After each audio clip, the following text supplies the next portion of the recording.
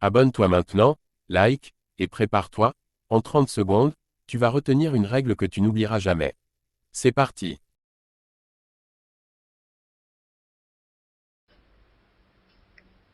Je peux suivre une formation complémentaire post-permis pour rembourser une amende, réponse A, allonger ma période probatoire, réponse B, récupérer des points, réponse C, revoir mon moniteur pendant 7 heures, réponse D.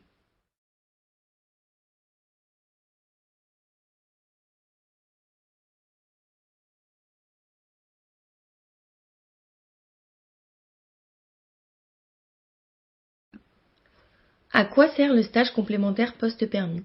S'il est effectué entre 6 et 12 mois après l'obtention du permis, le stage complémentaire permet de réduire la période probatoire. Ainsi, il permet de récupérer des points.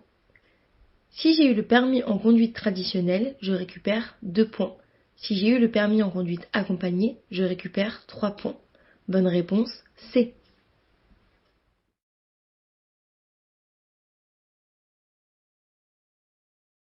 Si je perds un point sur mon permis de conduire lors d'une infraction, je pourrais le récupérer au bout de 1 mois, réponse A, de 6 mois, réponse B.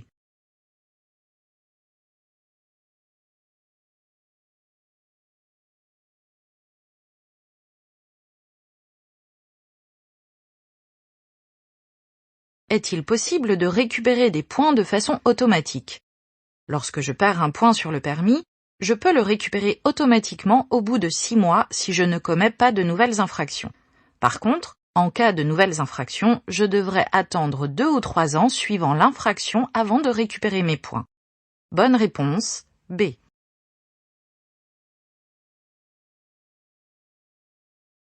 Après avoir obtenu mon permis après une formation en conduite supervisée, ma période probatoire va durer 1 an, réponse A, 2 ans, réponse B, 3 ans, réponse C.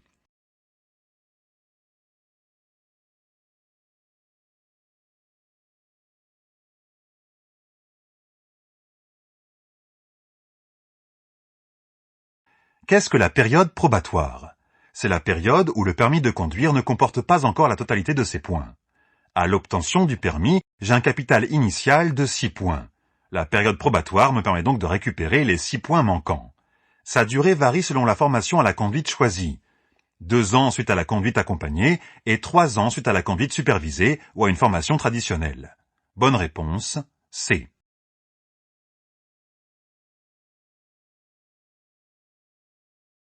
Je suis titulaire d'un permis B depuis plus de 2 ans. Je peux conduire une moto légère de 125 cm3 sans formation pratique. Oui, réponse A. Non, réponse B.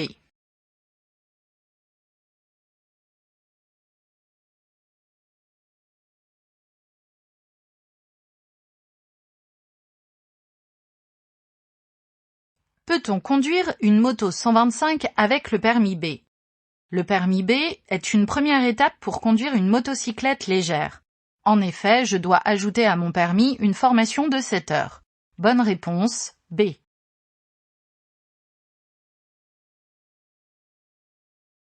Sur cette route, la vitesse pour un conducteur en période probatoire est de 80 km/h, réponse A, 90 km/h, réponse B.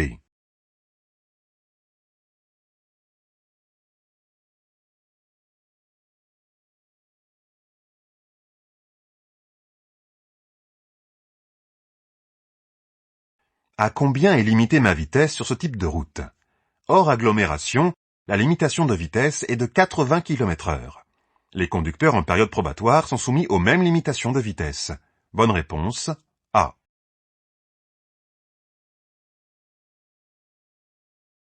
Sur cette autoroute, durant la période probatoire, je peux rouler au maximum à 100 km/h, réponse A, 110 km/h, réponse B, 120 km/h, réponse C.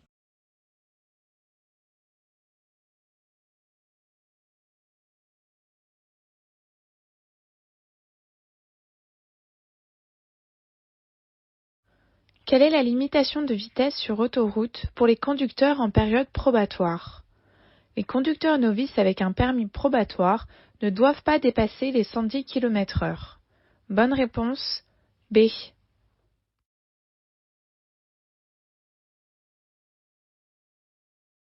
Le disque est bien positionné dans la situation. A, réponse A. B, réponse B. C, réponse C.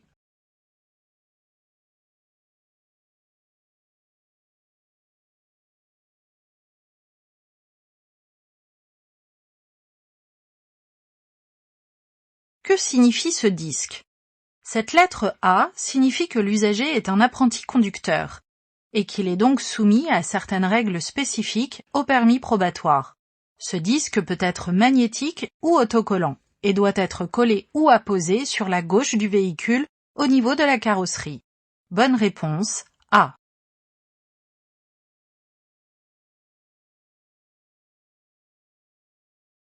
Si je commets une infraction sur un vélo électrique, je risque une perte de points sur mon permis. Oui, réponse A.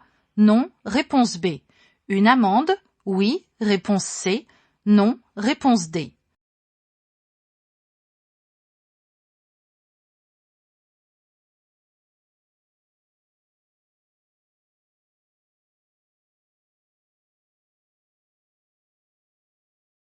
Que dit la réglementation? Si j'ai le permis de conduire, je ne perds pas de points sur mon permis de conduire en cas d'infraction routière à vélo. Toutefois, en cas d'infraction grave, le juge peut suspendre mon permis de conduire. Par exemple, en cas de conduite en état d'ivresse ou de mise en danger de la vie d'autrui.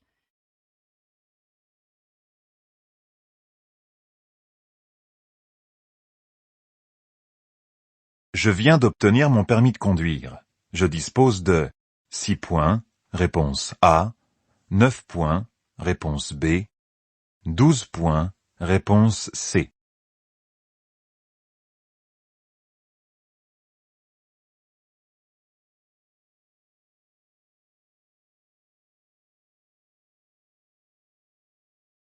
Combien de points mon permis a-t-il au départ? Tous les premiers permis disposent de 6 points pendant la première année. Selon la formation suivie, le permis récupère 2 ou 3 points par an. Le maximum est de 12 points. Bonne réponse A.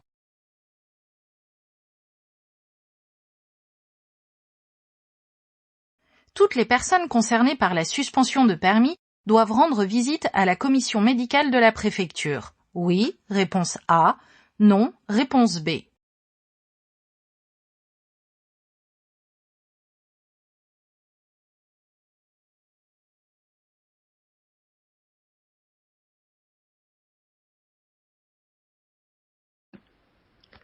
Toutes les personnes concernées par la suspension doivent-elles rendre visite à la commission médicale de la préfecture?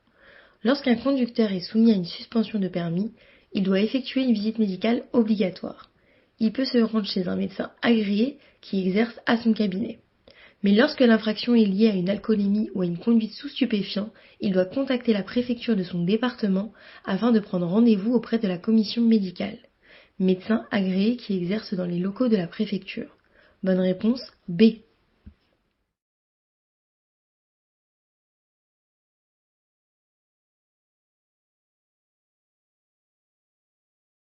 On prépare ton succès au code ensemble. Abonne-toi, like, et reviens pour le prochain défi. À bientôt.